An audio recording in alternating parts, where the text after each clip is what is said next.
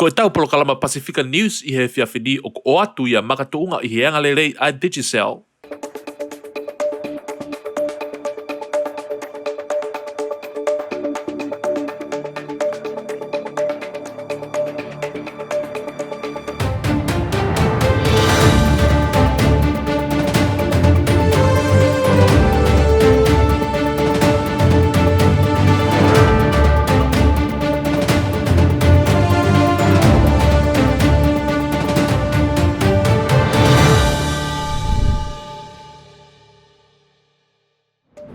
Malo lau mari ho eiki mo lelei ai tonga kotoa pe, fia ke talelei ki mo tolu ki o mo uni o ngongo pe mo le tio mo televisione Pasifika ki he houani. Waka i le vaini ki e taulu i o ngongo, loto mamahi ai kau te nisi manakoa he whakotua e toko wha he vailasi kolona. Koe ha e ngahi tutu uni ki huhumalu i ko viti tā hiva i haanea o mai ki Australiani. Whakanofa Joe Biden koe Palestini hono whango fulu maono o Amerika lahi. Tu whaki ai tohi whakahaha loto koe whenga ke whakalau i hano omi o i kawatonga i he meili. Lava lelei e ngahi tuko mo ui ai siasi Wesleyan tawataina o tonga ke whiao e ngahi kawenga koe ai siasi. Pea whakatahai e ki tala whikao lahi o tonga ki Australia mo Minister Vatau Hui whikao aki e polokalamatori fua i akau. O kuiai mo ngahi o ngongo kehepe anayange ko au suri ni lei mo ngahi whakaikiki. O ku loto mamahi ai kau te nisi manakoa tokolahi i mamani a ia o ku nau lolotonga kuantini ki nau tolu ko uhi ko whapapau i e sivi ai toko wha o ku nau whaka o tua he vailasi kolona. Ko makalesi kawapalu whachi mei melepuane pe mai whakaikiki hoi tala noa koe ni. O kulaka hake he toko fitu o fulutupu a kau wa inga te nisi manakoa i mamani ko nau tu utamai ki Australiani pe kuia e konga Adelaide pe koe toko lahi melipuaneni. O vai holo ki nau tolu i ngai ho tere ke he pē, o whai ai honau quarantini aho e tā whā. O toko lai whaka e te ki nau tolu o kunau lota mamahi, o nau pehe, o hange, o kunau pōpula, i he nau nofo i ngai ho tere koe ni, o i kai ke aha taimi ke nau ata ai ki tua, ke nau whamalo sino. Koe wakapuna e whā me i ulope, apu tāpi pe pehefo ke Amerika, na nau whituku mai ai e kau wā i ngā. Pea koe mea pango he ne mauai ai toko tolu, ne nau fōfua, whakoutua i he mahaki vai lasi. I a whalai te uoua o sanuari wafe ma wataha, ne mauai e ola e sivi o i toko taha tenisi me Spain, pia koe whika o nofitu ia he tenisi i mamani, ko Paula Patosa. Ko Patosa, na heka mai he wakapuna tatau me i apu tapi, whataha mo i toko whaa ku nau whakoutua, toko tolu ku nau whakoutua he walasi konolna. Ko ki nau tolu ko toa na heka mai he wakapuna koe ni, na nau i he lockdown, o whakataputapu ia, i he ho te reo whatatau ki ngai lao pe mo i tutu uni o fuwhewheka mo maalohi ange o tapu ki nau toi hū mai ki tu amio nau ngai loki. Na pehe e Patosa, o ki ai ngai o ngongo whakamamahi, i he ahoni ko mao mai. Ko mao mai hoku sivi o ku whapapau i ai o ko mao ai mahaki vai las kolona. O ki kai ki o fuongo i sai, pe a ki ai ngai whaka ilonga ki hoku sino. Ka te whenga ki o talangofua ki ngahi tutu uni ko whai mai e toki taake vāweha ako sai. Pea ko o si ave au ki he hotele ku tauhi ai a ki nau tolu o nau whakotuia e whakotua walasi kolona tatoa te whito ki he kau wholau ke toka ngā i mo tauhi lirei ai ki mau tolu. Neonga koe toka lahi o kau tenisi o ku nau hano mo i hono tauhi ki nau tolu mo quarantini ki nau tolu ka o pehe o nau pōpula pe o whaingata a ki nau whamalo sino mo ai ahi i a nau taim nau wainga tenisi ki mua i he whe auhi tenisi ai e whakahoko ia i he mahina ka hau i Februari. Kai whakatatau ki he paremia Victoria Daniel Andrews o mahu inga ke nau talangofua ki he lao pe koe mea mahu inga whakia ke malui ai kakai o i community. Pea pehe whoki mo ki nau tolu o nau o mai me ngai whanua ki he kehe o lolotonga puke mo mate ai e lau iafe he aho. Koe uhi koe kau tenisi toko lahi e te ki nau tolu o nau tu umarie pe na iai e toko lahi na nau kore pe lawa ke quarantini ki nau tolu i ha api o ki ai ngahi mala e tenisi. Pe nau whamalo sino ai, kana i kai pe ke tari ni e pare mia. Lolo tonga whoki e ni ai tae wha fie marie koe ni o ki ai pe e toko taha i e tenisi me Spain ko Maria Sakari pe ko fika uoua ni i mamani he tenisi o kune pehe. O wofu sai au pito pe awia, ko ku ngai ka ngā mea, unau sai pe neongo, o ku mau i e lotonga quarantine mo whakataptapui, ko ne lau i ono whakaike eke ia, ele tio Free AW. Nā ne pehe o kune ngāwe aonga aki e taimi o whemo ikina, pe koi pemo whamalo sino, pemo lau tohi. Pe ka ngata whakaik tala noa telefoni foki hono wha Ameriki Karisi, pemo Australiani foki. Nā ne pehe ku hounga au pito ho mo taitari kakai, pemo mo o mai ki mautolu, ke ho mo whangofua mai ke mauto uta mai ke mo whonua, neongo o kai ke mo hanga whangofua, ke toi whai mai ha wholau, a kakai kehe. Nā ne pehe kune mahino i a ngai mea o kuhoko i e nauto uta mai ki Australia ni. Pe aku mahino ke te ki nau tolu, na iai e whatapu i lahi au pito he ngai mahina lahi i Miripoa neni. Nā mau ai ilo, pa moi mea na e hoko i heni, pe nā mau osi o mai pe ai wharei, e mau wholau mai, pe nā mau ilo i e iai e tuune e pule anga pe mo potunga mo ui. Hono mo ni o i kai ki totonu ki whai hahano pe halaunga.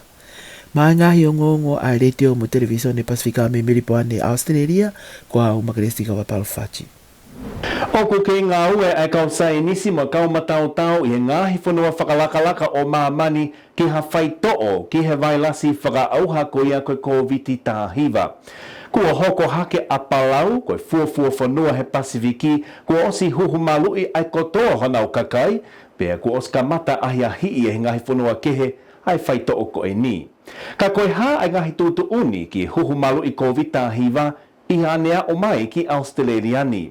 Ko lawinia nau whahotuni tau whaiongonga le tio mo e televisione Pasifika me Ken Pela, tene o atu ai ngahi whakaikiki. Ko ha ngahi tūtu uni ki he huhu vaccine COVID tāhiwa i hanea o mai ki Australiani. E lawa peke oa e ngofua e kakai o kui kai ke nau huhu vaccine COVID tāhiwa ke nau hu ke hawhungai whaituwha pule angai ni ka malawa ai kau businessi ke nau tau whia taha ke ua tene hu ki loto ke nau ngahi ngawe wha businessi. Ko whakahaya e minista pule ai wahe ACT Andrew Barr ka pōpōka katakai e palemia e wahenga New South Wales Gladys Berejiklian whatatau ki palemia o ACT o pehe e Barr o teke ke a o katalanoa e pule anga ke whakahoko ko e lao ke huhu e tō taha kotoa ko hi u ke i toi lahi ngahi ngawe ke whatapau i ai whakaiki o e huhu vaccine ko e ni. Pe koe huhueni ke ne taofi ai mawhola ai vailasi, pe ko ha huhueni ke malu i ki tau tolu me he vailasi. Ka pau koe huhu koe ni ke ua te lava o whamawhola ai vailasi, pe a whia maa uia ke ngahi wheitu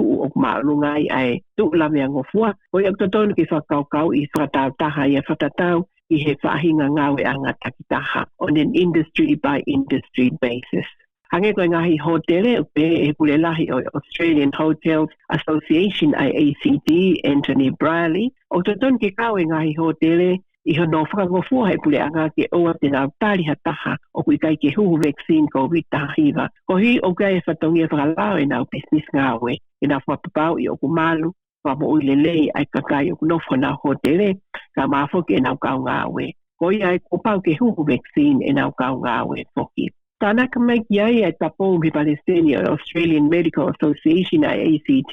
Antonio Daio, e to'o ngofuange ai huhu vaccine COVID tāhiwa ki mua, te toki ngofua ke hu ke ngai wheitu koe ni, i hana toi whakafoki mai ai tutu ni lockdown, pe kono whataptapui au pito ai alu ki a wheitu upe. Nea ko kai ke whamalohi ke huhu, ka tuton ke tau ngawe aki ai whaunga te tau malu ai ai toi ngai o society o te nofwai. Ugo tonga ngawe a ACT ke nau ngawe aki ai huhu vaccine ko Pfizer ke kakai o e kolomua i hanotari ke whahoko i he mahinani ai uraki konga o programa huhu amana ke whahoko ia i he Canberra Health Hospital ma te nau kamata pe me kau mahaki ma olunga taha e nau lamea ngofua high risk patients kamoe kau ngawe laine mua ai whale mahaki pe koe front line staff. Ko ta whaaki whaingata a hono tauhi o huhu Pfizer he upia mauia ke tauhi pe stoa i hatukuanga o kua o hono momoko ke tigri mai nasi fitu noa. Hoi o mahino e ikai ke aonga ai huhu Pfizer i ngahi whanua maasana hange kotonga. Ngari e kau ai kau toke tā o ngahi ke misi i hono tufaki atu ai huhu vaccine Pfizer ke whakaau ke kotoa o i kakai. I hono whakahoa o huhu vaccine Pfizer ki kalasi vaccine e taha ko e AstraZeneca o kulava pe ai AstraZeneca o tauhi pe stoa ia tuku anga fua moko anga maheni ange pe koe aisi o tau ngawe aki ke tuku ai e tau mea tokoni i ho tau ngahi api. Mai o ngongo e le teo mo televisione Pasifika na mea na whahatuni tau nei Kenpela. Na e whakanofo a Joe Biden koe Palestini hono whango fulu maono Amerika lahi i he aho tua prilulu o wike kua o si taimikoia ha Australia. Na ele ohia e kolumu a aki hakau so tia e toko o manu ni maafe ke tauhia e melino mo whapapau i ne hao mo malu a e oau whakanofo i he funga o ngahi mo veo whapolitikare ni iku i hono o hofi mo huta e whakalao a e kaulaka whakahaha loto ki he wharelea o Amerika i he wiki atu. I aho tatau pe na e whakahoko ai pe mo e wau whakanofo tokoni Palestini o Kamala Harris a ia koe whefufu whewhine eni ke hoko koe tokoni Palestini o ikare. Koe tamai a Kamala koe tangata meisa meika he karipiane pea koe ne whae koe intia mei Madras i Tamonaru. Koe Palestini malolo ko Donald Trump mo hono hoa Melania na ana mawahe mei he whare hinehina i Washington DC i ha helikopeta ki Joint Base Andrews hoa pe e tolu ki mua i he oau fuakawa whakapalestini. Aia koe fufua taimi eni na i kai ke mea ha Palestini malolo i he oau whakanofo Palestini o e Palestini hokomai i e tau eni etiau ni mga fulu maua. I he ene mea whakamāwai na i tukupa a Trump tene toi foki mai pe i he kahau. Bea i kaiko ia pe, ka anani o ngo i langi ia mo oni ke hoko koe Palestini honong whango fulu maa nima o Amerika lahi. I e taimita tau pe kua os kamata ke whakafoki he Palestini fo o ko Joe Biden, ai ni ihi o ngahi tutu uni na e whakahoko e Trump, hiri ia ai ngahi mahina toka kovi i he mala e politikare o ikare. Ma e ngahi o ngonga le tio mo i Televisione Pasifika, Wow, Sulieni late. O gulolo tonga tu whaki holo ha tohi whakahaha loto a whaiwhekao ke lepi nuku piukala me Brisbane koe whenga ke whakalao i hano omi o e kawatonga i he meiri ki Australiani. Talo e mapuni koia kau a mo e whakaau ke maha a kawatonga o malawa ke mao mai i he kainga tonga i he koni neniti ni ongo ai ngahi whenga mo i teke koia ho tau kakai ki Kenpela ke whai mo le lio ai lao o e whonuani. I he whakamatala a whaiwhekao ke lepi nuku piukala ki ngahi o ngongo e le tio mo i Televisione Pasifika na ne pehe nai puke he kastomu i he kau a ha ane me i kawa pe o kui kai ke nau whiu tuku ange mai koe uhi koe tapu kuia ke ome ai kawa i he meiri. Na ane kamata hono hopo i o me ani he o ku hoko ai kawa koa konga mahu inga o i mo ui ai tonga i murini pe o ku whaingata ia ai kainga tonga o Australia i kamata ke maha ai stoka koe o kawa i heni. O tui koe ka venga mahinga eni o ko whaam ke tau tokanga lahi ki ai. Tau te whito ke tau community tonga. I kai ke ngata peia i community tonga ka koe kaipia mi he Pasifiki. Ai mahu inga mo maha tuki o mahu inga o e kawa. Ia ki tau tolu mo tau ngahi inga. I o wau pakaponua. Na iai ai me kawa na puke he kastomu o no post mai be me nusila. Pea na tohi mai ke claim kapau te mau ke claim but I claim ya tu pena na fitu tak mai lewa ke withdraw a claim ka pau e kai ke withdraw e te na ave lewa ki fare hop na guloto ki ai ke o e withdraw ka mau ki fare hop ne fa ho ho ya he flight kosi ya na ko hanga uia o engage a lawyer o ku tui neongo o ku mamafang te tongi o lawyer ia i he me kawa na puke ka o ko tui ko platform wen ke whaka ko taure o uhi foki ko e whaingata ia ko e he COVID tahiwa. Na pe loia ke mao ke toloi ai hopo kai ne hanga ia o prepare submission ke ave ki he pure ko o kastomu pa mo minister department ke whaka ke release mai kawa pe a to issue pe mo license e taulawa o hu mai e kawa uhi ko e tapuni ko ai poda. Pea koe tū ngai a kuia i koe he taimini. Ke mao rewa, he kwa mau tuku mai wike ua ke teu ai he kuloia pa pofonga, ai submission ke ave, pa ose submission koia he pule lulu wike kaha u. Koia ai kufaya e kore ki o tau community, o ku mau inga upito e tau tūwhataha ke lava whakahoko ho tau re o, ke au ki he tapaki koina e pule anga e ka pau e lava e teke koe ni e benefit ai taha kotoa i he taurewhito ki tautoro i Brisbane o ku ikai koe lava mau hapi kawa ia hono post mai. Na e lawe whoki anuku ki e ngahi we sia o ka pau o kai ke ola ai whainga koe ni, pe mo si loa ki mapuni e kau a whakavaha apurianga o Australia o whakafuafua ki mahina nei e tahaua ka hoko mai. O e sia lahi au pito e suri e koutu iau ia o ku ikai ke toi si mau ia ke hau ha matalata ia o whakamatalai a e we sia. Lolotonga we sia pe ia i ahoni he o ku kontrolo ai mahuinga ia o e kawa pia mi he kakai koe mau e nau me kawa. Ka o ku ikai ke ngofua ia i Australian ke import mai e kawa. Kau ke import mai pe. Ia e whahinga o ku mau o puke we kawa pa we whahinga iu ke mau pe. Sai, o ki nau tau luia ko ia te nau kontrolo e mahuinga e kawa. Deongo ko a o e kawa ia panga whanoa ke panga tolunoa i tonga. Koe uraki mau ia koe hoko koe i he whonuani. Ko hiki e kawa ia o alu ia ke tunga malu. Ka i he tau fie mau. Ka wau beo whakatau e ka wau au ke te panga pitu au ke kilo. Sai, ka lava e whenga koe ni. E lava peke toi whoki hiko e ka wau ka unga o whakatau maari au pitu ki e takai o tau whonua o kunau mau. Pea ai kawa. O tau ngahi unganga whawhonua. Hei kai ke tau lau to whakamawa hei e kawa me iai. Koutui koe whakaamulahi ia koe a whenga koe nipa. Koutui koe platform pe nia e makatu unga ia. Pea me he kore koe u whai he loia. He koe uhi nau mau na to a nau whi unga mo e poto ilo whalao. Ke lava ke whahu ke au ke tapat. Kabaurewa hei kai ke tari mea nau to. Uerewa makatu unga le ia ki he loia. Ke ave ki whamauanga. Ke whaitutune whamauanga. Koe uhi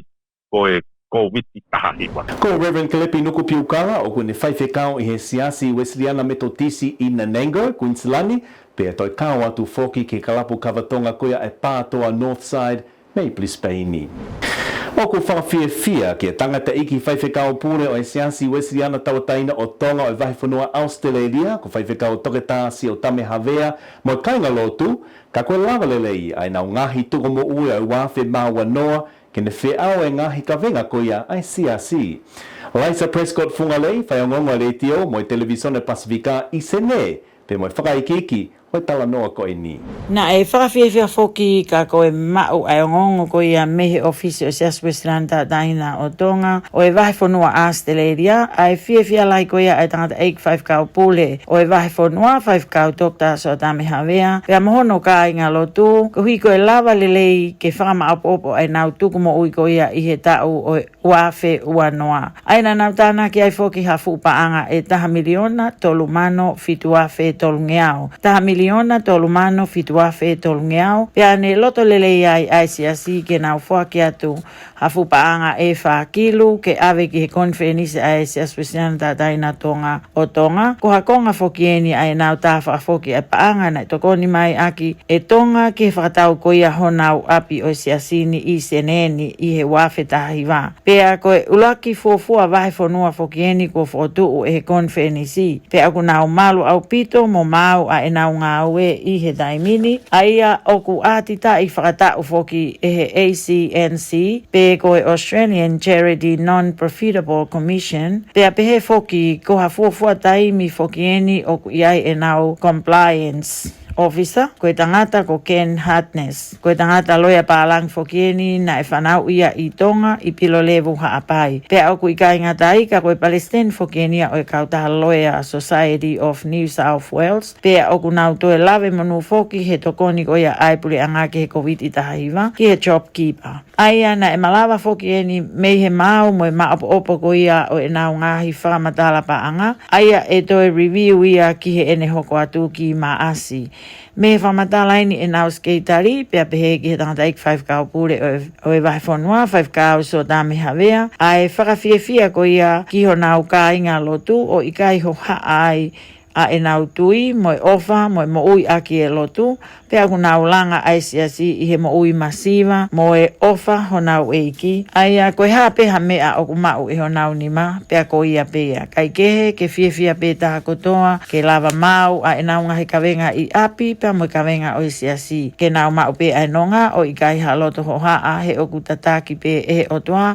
asi e nau fononga mo ngā ue i he lotu ko au Laisa Prescott Falei mo ngahi ngongo me sene mai le te o mo televisione o e Pasifika. Na e whakahoko hai whakataha e iki tala whikaolahi o tonga ki Australia, tahine prinsesi lato foi peka tuku aho, mo minista vātau hui mei he purianga tonga e wike kua o si. Koe whakataha koe ni na e whikau aki mo e polokalama tori fo e akau, aia o kololo tonga toko lahi mai ho tau kakai, o koe nau whaifatongia i ngahi ngowe whama, i e wahi whanua Tasmania, pe he foki ke whaiwhanua Queensland ni. Ko lawenia nau whaho tuni tau, whaiongonga le tio mo e televisione Pasifika, mei he kolomua, tene o mai, hai tala noa ko ini. Na lava lele ane awhi hawhataha e tahine eika whakalahi a tonga ki Australia, Princesi Angelica latu fui peka tuku aho, mo e minista ke ngahi ngawe whalot whanua, Ministry of Internal Affairs a tonga, Honorable Vata Hui. E whai maria koe nina o atuai hani pōti me he eitara whakaulahi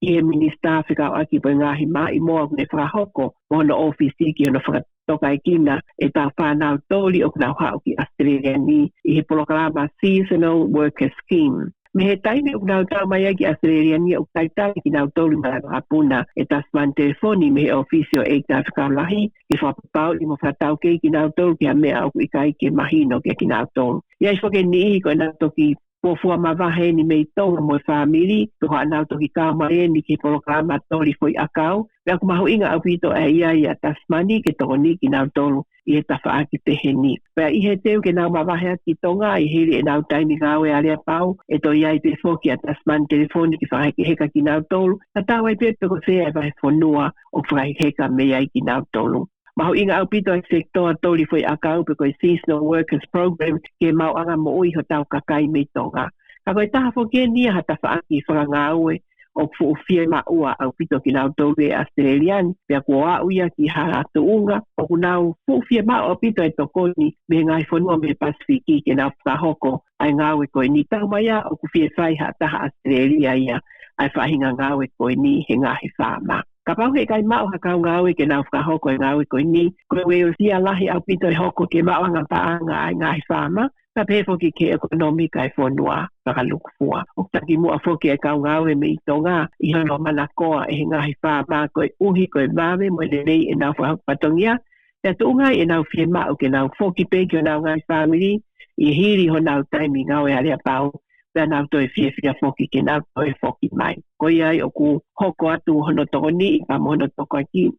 i kina e he ofisio eita whakalahi a tonga ki Australia pea mo e Ministry of Internal Affairs i tonga ai polokalama ko ini ko hi ko ene toko nia e ngahi whamiri whafo i tui pea pe foki ke tunga whakanomika a tonga tata fito ki he taini whengata o mai e maha ki whakaauha koe COVID tahiwa pea pe foki ene toe aunga lahi ki he whanuani ki Australia. Mai o ngā re teo mo e televisione Pasifika, na mia nā whahau tunita o Macon Bella. Tau le pahe, ka tau kolosi atu heni ki tonga, ki loki o ngongo o Broadcom Broadcasting leti o valu fitu poini nime FM, ki a mele lau manu, pe mo e whakama opo e tau ngahi o ngongo mei nukwalofa tonga ki he weekend Tau kamata e tau whaoni ake ngahi pare whaanga mei he Digicel. Ahia ai pēsi whahau pe Digicel International me download a Digicel International app ke awe ai top up, data bundles pe koe paanga ki tonga ki hao whanga maaria ke ikuna ai taha he pare whaanga e nima taki panga wangiau he wika kotoa pe. E toi mao atu whoki ho family i tonga e kule titi taito tongi fe ongo mai paanga e te au mei he Digicel. Ko ia, ahia ai Digicel International he ahoni ke awe hao ofa ki ho family i tonga ki hao whanga maaria ke ikuna. Malo mo tau au sia le mai e Hawani o atu tau ngahi oko me he loki o ngongo ai valfit po ni mai fa ma le loto no valofa e tau polokalama ko ia ai le tio mo televisione Pasifika malo mo ai le no fa kainga e mo tonga hono ko pe tau kau kadaha i he Hawani ai pe ko tau mui mai ai kamata anga ko ia tau ni to e foki be tau tokanga ki he tuunga whamamani lahi ko ia e maaki whaauha whamamani lahi ko ia ko e COVID tahaiwa. Ai neongo ku kei hao pia tongani. Ko le tūkai tai mini kei hao pia tongani. Ka ku kamata pe ke toi whafofoki ngai palani ki hono whetukutuku mai ko ia aho tau kai ngā. Ai ko le tū whako ia i he tai mini. Mahalo ko e toka ngā he tai mini ko hono mui i ko ia o area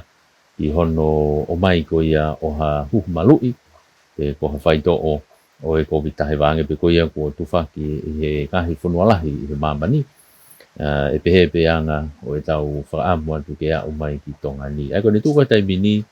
o kuro tonga whai ai harea ai ko e tau ngongo whamui whoki nei whahoko atu ngari pe ko sune ai tō mui taha ko ia ka o mai hawhai ngā whai tō ki tongani. Ka kuro tonga whai whoki harea ia nā o mai pe ia kimu ai. Ai ko e toka ngā ia kohi o ka umai e hu malui mahino lewa e to e whaingo fua ange a hono whetukutuku mai ko ia ho tau kakai mei he ngahi whanua muri Ai o kei taimta tau pe foki o kei whai pe ai harea i hono whaufoki mai ko ia ho tau kakai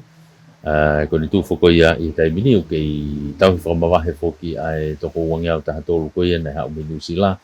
pe foki ki he toko wawha nei hau me Hamoa pe mo air hostess ko ia taha ai kau taha wapuna lulu tai nei puna ko ia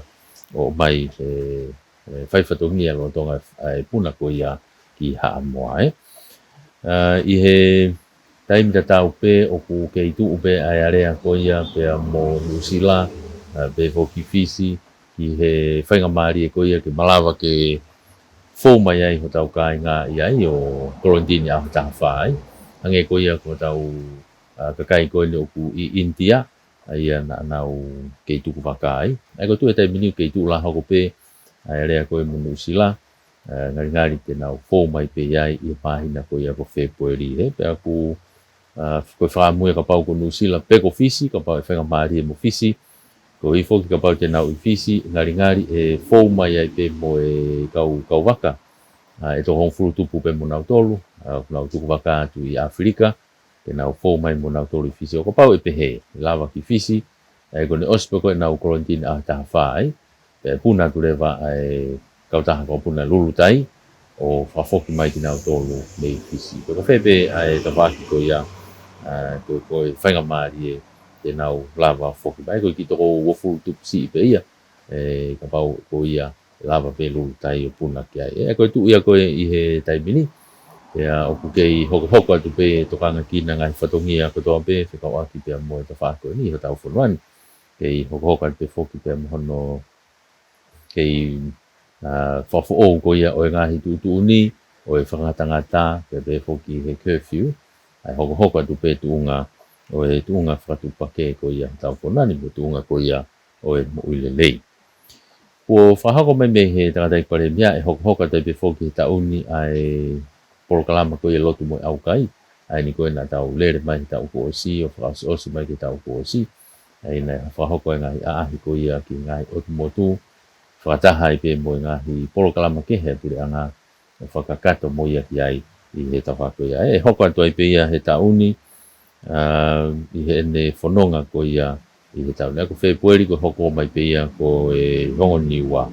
ia to e foki mai rewa ia i maasi o takai rewa ia i tonga tapu i maasi o hihifo hahake ai peleri vai loto a me